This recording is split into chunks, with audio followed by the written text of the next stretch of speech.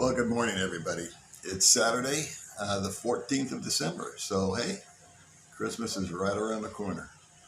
Um, this is an unscheduled video. God forbid I should put any thought into this channel. That's how we roll. Anyway, I got some news today, and I just thought I'd take a minute and share it with you guys. And then also maybe try to offer up some encouragement to anyone that may be going through a similar circumstance. Prior to leaving America and coming here to the Philippines almost 3 years ago now, I think I've shared in other videos that my oldest son was a heroin addict, addicted to heroin and opioids.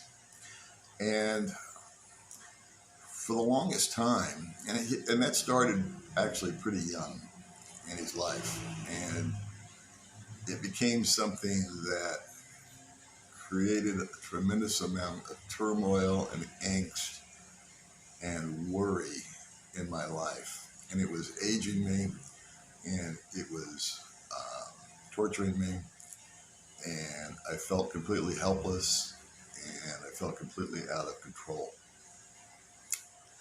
There was a day where I was sitting in my nice big living room, in my nice big house all by myself, and I was completely fraught with anxiety and worry about my son because he'd been missing or gone for 2 or 3 days. I had no clue where he was or what he was doing, and I was just a mess. And I have a Bible sitting on my table, and I opened up the Bible and I looked to it for some relief. And I can't remember what book, I think it was in the Gospels, but I was just thumbing through it and I came upon the verse where it said, "Do not worry." It said, "Do not worry about tomorrow, because tomorrow's going to have its own set of problems." And you may not believe this, but I'm telling you it's the truth. It felt like about 300 pounds of sand had just been lifted off of my back. It felt like I had truly had a communication with God at that time, that he had touched me. And I said, that's right. Worrying is going to be, it accomplishes nothing. It's just absolute waste of time.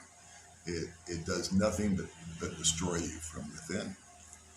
And so while I still cared about him, of course, and still loved him, and I'm still very concerned about him, I still bought my ticket, and I still picked up, and I still moved over here to the Philippines. And I have not heard from him the entire time that I've been here because he's been busy being an addict.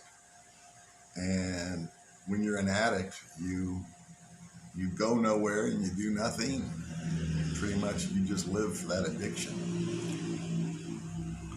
Well, last night, I just got notification from America that my son had just graduated from 120 days of rehab.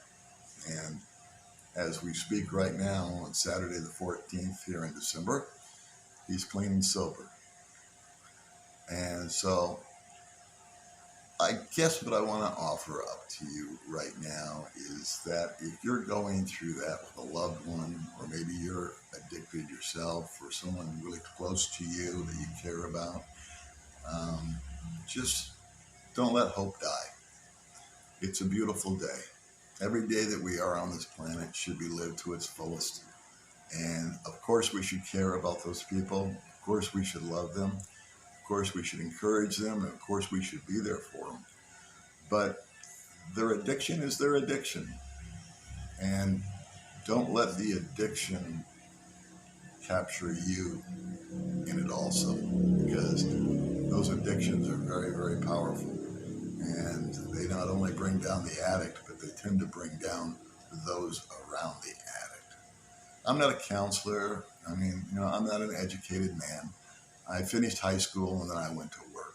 So I don't have any qualifications to counsel you or to guide you or to give you advice. So I just try to share my own little story and what happened to me. And if you can find some kind of respite in that, or some comfort, then then I'm happy to be able to try and share that with you. I'm sorry I'm a little emotional right now. You know, I look at my life here in the Philippines and the relationship that I have with May. And it, something that I discovered about her early on was I walked into the bedroom one morning and May was just very quietly sitting on the edge of the bed and she had a little prayer book in front of her. Now, May and I don't go to church or uh, all that kind of stuff, but we're both Christian. And something I just was kind of not shocked to see, but it startled me a little bit. There she was one day, and she is starting off her morning with about a 15-minute devotional, and she never looked up at me when I walked into the room on her that day. She was one on one with God, and the respect meter, that I have for May, which is already high, went way up again.